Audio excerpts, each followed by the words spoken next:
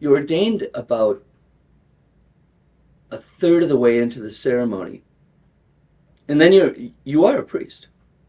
So we were giving out communion, and we were vested as priests during the ceremony. It's part of it. And then I remember coming back from communion and saying to one of my classmates, God is so beautiful. God is so beautiful. And that's kind of how I experienced the whole thing. Did you feel different? No, not really. No, I wouldn't say so.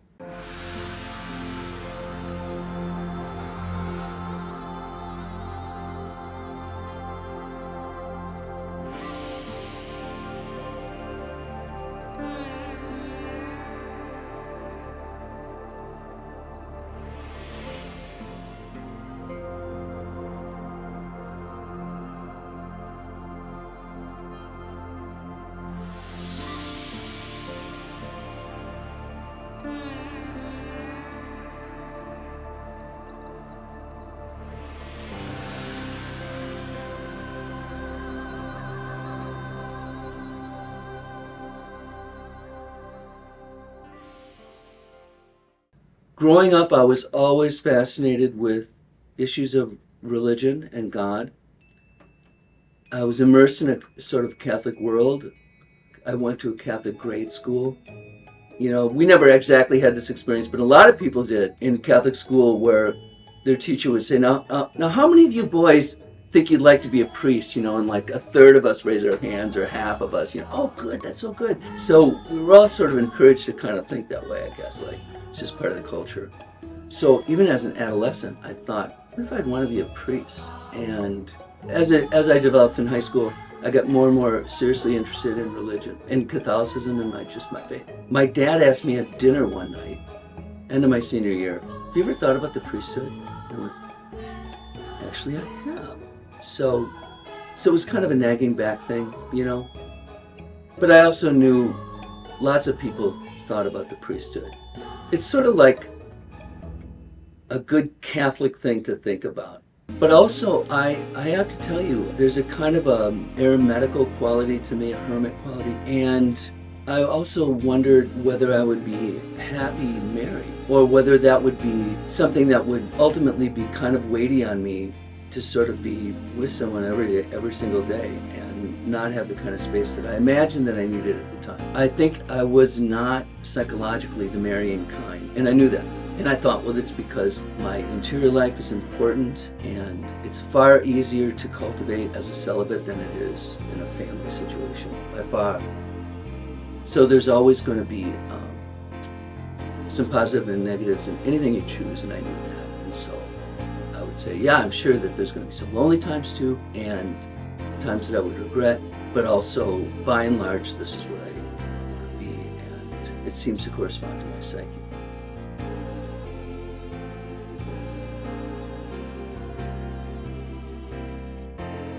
Once you had discerned that you were, I'm going to become a priest, Yeah. This is what I want to do, Yeah. What was the process like of actually getting there? Oh, so you make this, or I made this known to my pastor. I got hold of the Archdiocese of St. Paul, Minneapolis. I talked to a vocation director, and eventually decided at some point in college, at the end of college, I'm going to do this. So you do what you normally do to get a job or go to grad school. You get letters of recommendation together, and had an interview or two with the vocation director, and jumped right in.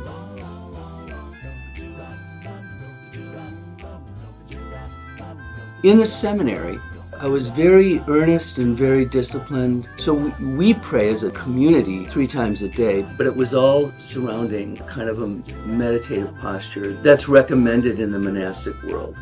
So I was doing this with some fruitfulness, seemingly, making me closer to God, making me, so seem paradoxical, more empty in a good way, and more available to God, and so on. And then I went through, all of a sudden, like that, a really dark spiritual place, and my day-to-day life was normal, buoyant Peter Feldmeyer, taking classes and participating and happy to have friends and whatever. But there was this really dark space. And quite honestly, what I did say to my spiritual director was, it feels like God is killing me in order to conform me to his son, as in the crucifixion.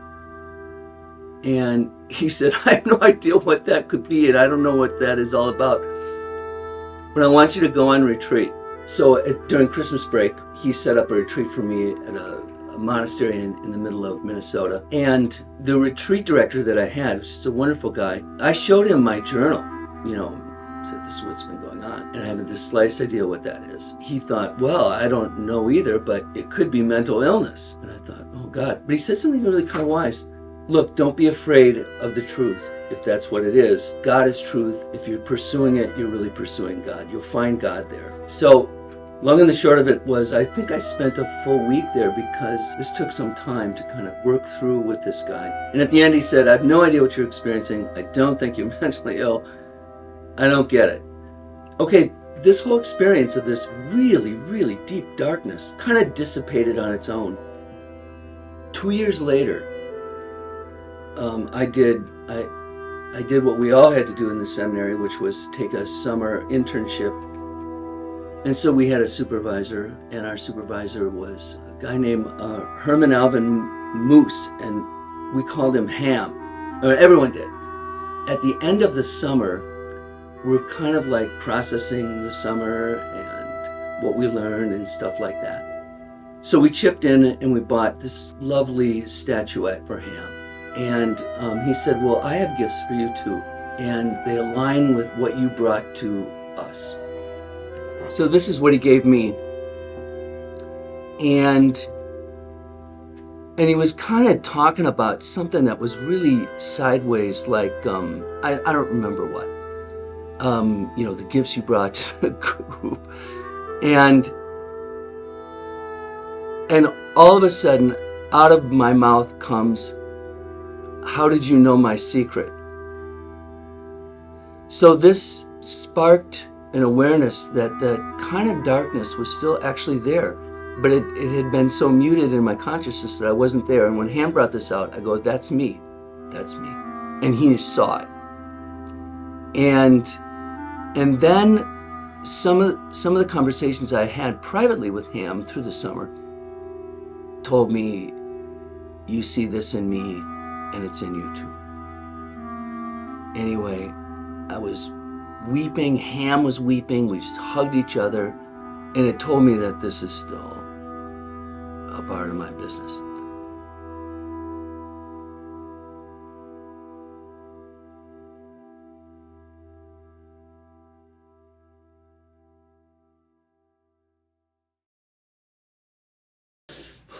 One time I remember I was working in the seminary, so you're in black all the time. And I had to go to the drugstore to just buy some soap and toothpaste or whatever I was getting.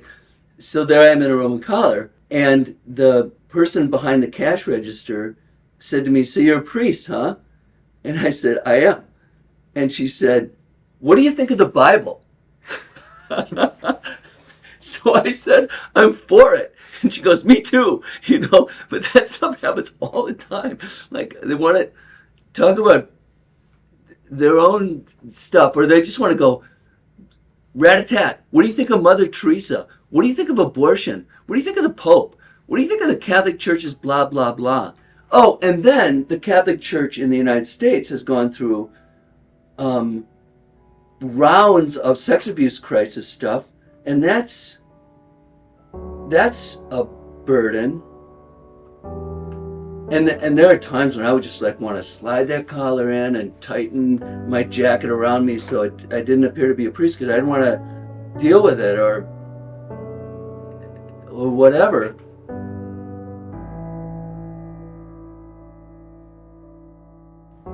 So what sort of pushed you away from priesthood?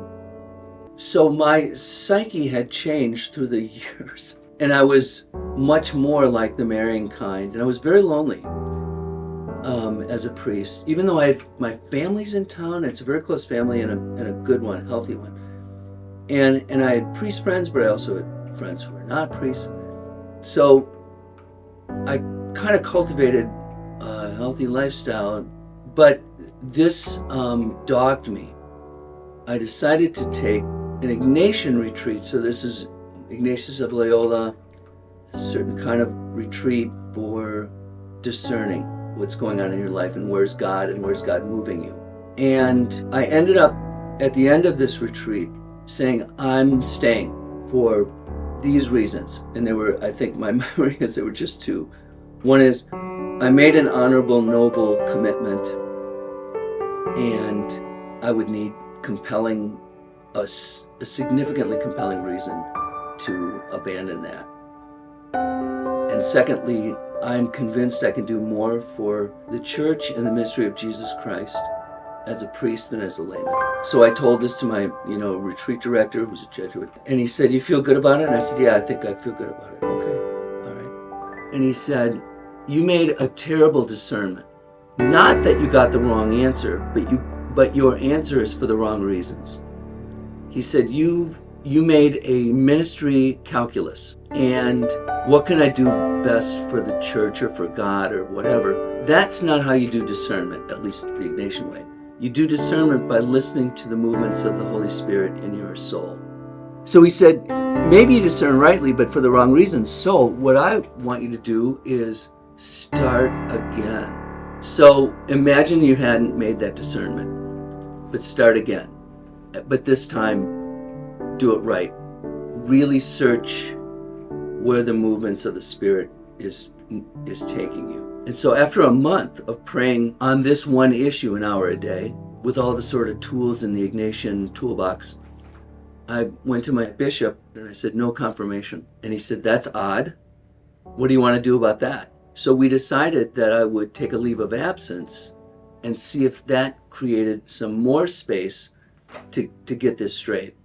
And the bishop also allowed me to date. So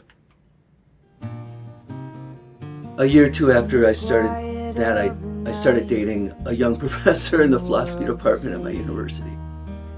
But this was tricky stuff because I still hadn't made a discernment. But my spiritual director knew about this, my bishop knew about this. No intercourse, no sex, some romance, no sex. I mean, we try not, try to have some space there. What was that process like for you? Was it awkward? Was it weird? Sort of jumping back into these romantic pursuits that you hadn't gone on? Right, since I was 20? Yeah. Yeah. Yes, very awkward because I was a bit of a public person, and my public persona is as a faithful priest, so not somebody dating. And so this was awkward a lot. But I gave myself kind of a lot of permission to just let go of any fears of, well, what will people think of me? And allowed myself to be as free as that was emotionally possible. And it actually wasn't that hard, weirdly. So you went on dates and stuff? Yeah. Yeah. It's so bizarre. Yeah. I actually knew her vaguely from a church that I helped out on the weekend years before. And I ran into her again and we'd coffee, and then we just socialized a bit and then started dating. I ended up taking a long retreat in Snowmass, Colorado at a Benedictine monastery there and got nothing out of that. Very frustrating. But that same year, in the spring, on Good Friday, I had quite an experience, so I went to the Good Friday services. There are several. And after the night service, I was walking in a park and sat on a tree branch that was essentially on the ground, and had this really striking experience of all my concerns just like melted, like I could almost feel them melting, and an invitation from God to go. You can leave. So that was my compelling reason that I felt that actually this was God moving me to leave. So it's all this pressure. Put up, I don't know, not heavy pressure, but kind of a constant. What are you going to do with your life? What are you going to do? What do you do about Marie? What are you going to do? This is last. What are you going to do? What's going on? And all of a sudden, gone. In an instant. Or, an instant meaning, well, like a 30-second melt away. It was, I would say it was a dramatic feeling. But no words, but a kind of a clarity. You should leave.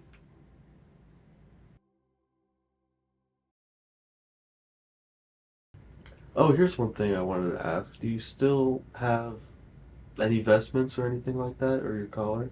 I wish I had said to you, I gave them away to some young seminarian who was going to be ordained or something like that. But as I was preparing to move to Marie's condo, I just threw them away. I just didn't want to deal with them. I didn't want to go back to the seminary and talk to them about who might want these black clothes. I just didn't want to deal with it, so I just threw them away. Threw them in a dumpster. With other stuff, with a bunch of other stuff that I didn't need. So you didn't really feel an attachment to that as No. an artifact of your life? No, you would think that I would. So Marie and I continued to date and decided to marry and got married. Marie had some mental health issues, particularly depression, throughout her whole life. So she struggled as a young professional, and we struggled a bit with her depression. But she decided to take a leave of absence. Wait a second, no, let me just stop. This isn't exactly right. She had a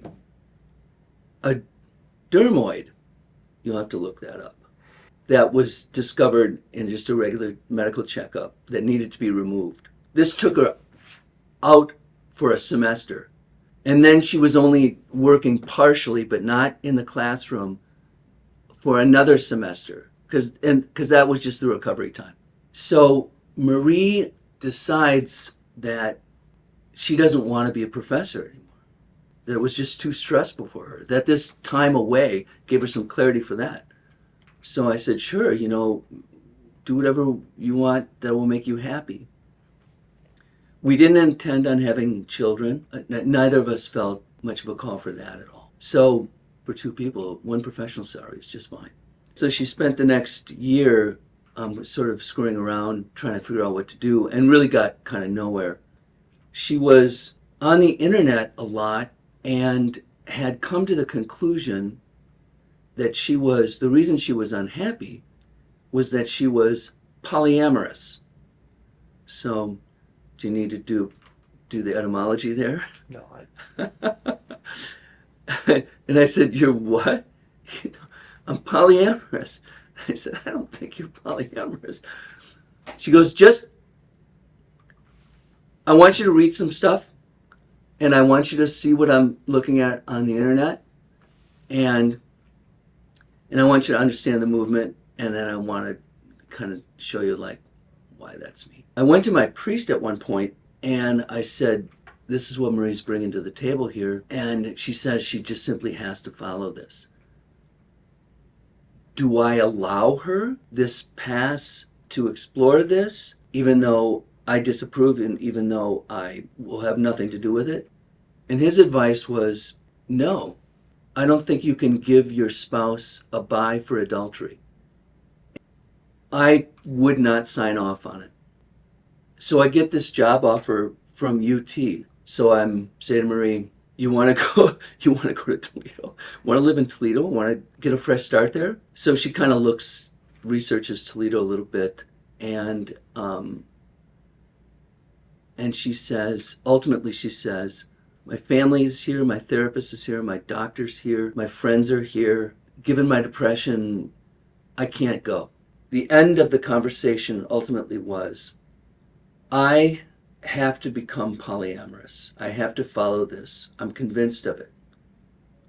And you're not. And you're not going to sign off on it. But I think that this is the only way I can get out of my depression. So you can stay at St. Thomas or you can go to Toledo, but I can't stay in the marriage. And so whatever you decide, at some point, honey, at some point soon, I'm going to ask to dissolve the marriage. Okay. So I went to bed thinking, no. And I got up and we had one car. So I walked to school, and within a block of campus, it just went ding, take the job. So I got to my office, picked up the phone, called UT. I said, I'm in. Let's do it. So I finished up that semester there and moved to Toledo. So I got on Match.com, and that's how I met my first girlfriend, in Toledo. And we dated for a few months, and it didn't really hold. I think you got to click off some things like, how many times you go to the gym, and how tall are you, and things like that. And so for the religion thing, I clicked off Catholic, and I think that might have been it. But if you start with, I'm a former priest, that's just going to, I think, scare away a lot of people. But also, that can control the lens in which you are being interpreted. And I certainly didn't want that. And the same with also being a professor. So I think I got some advice from a colleague of mine here in the department. Like, don't put professor. I think you could just say advanced degree, because I think that was one of those things you click off one of the boxes. This is, by the way, my advice for Match.com or those kinds of things. Best way to do this is meet Saturday morning at a coffee shop. You don't have any big commitments. It's not expensive. You're not, let's meet for dinner. It doesn't go well. You're kind of screwed. And I had a lot of Match.com meets that either I or the other person thought, this is not going to go anywhere. So Angie and I met for coffee. Seemed to like each other well enough. But it wasn't like lights out or anything. But she called me that same day and said, so, hi, this is me again. My kids are with my ex for the weekend. I know we met already today, but would you like to go out to dinner tonight? And I said, sure. And that dinner just really got us both excited. We both laughed and overshared and really found ourselves thoroughly enthralled with our conversation with each other. It was terrific. She was oversharing, and some of my oversharing was that I'm a former priest, and I would have waited on that for a couple more dates. And then if it seemed like it was potentially going somewhere, I'd say, oh, I got a complicated past a bit. Let me explain it to you, But we already told each other way more things than we would have anticipated telling each other that night. It just went so well. Seeing her revolved around her family, and I enjoyed the kids and really bonded with them. So we had a nice balance about that, and we pretty soon were kind of crazy about each other. Within months, like 2, we're like saying, I love you, I'm in love with you too. And then within a year or 2, we're saying, okay, we want to spend the rest of our lives together.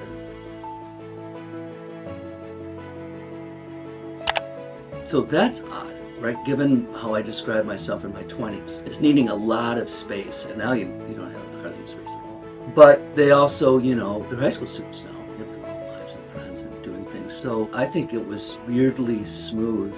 I think they think better of me than they think of their father. And I think Angie and I have witnessed better relational skills than they would have witnessed before.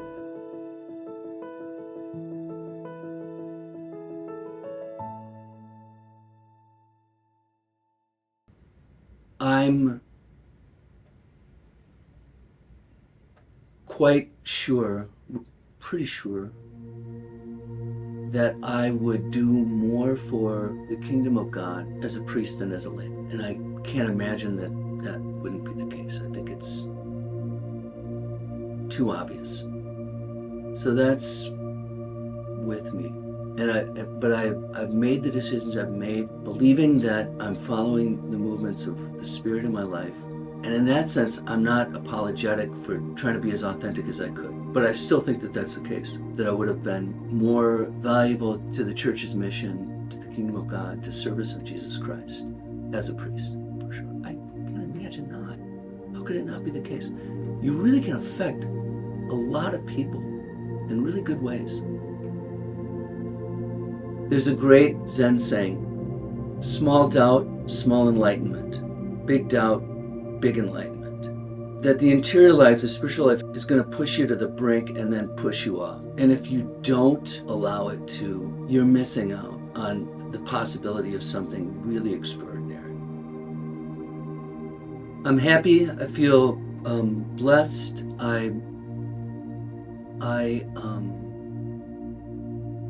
I'm grateful, and I'm lucky.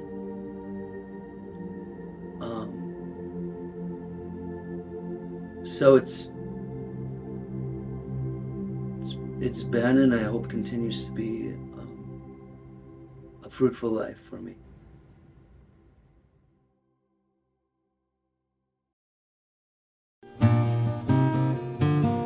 In the quiet of the night, when the world's asleep, I dive into the depths of thoughts so vast and deep. Questions swirl like galaxies, mysteries untold. In the chambers of my mind, secrets unfold.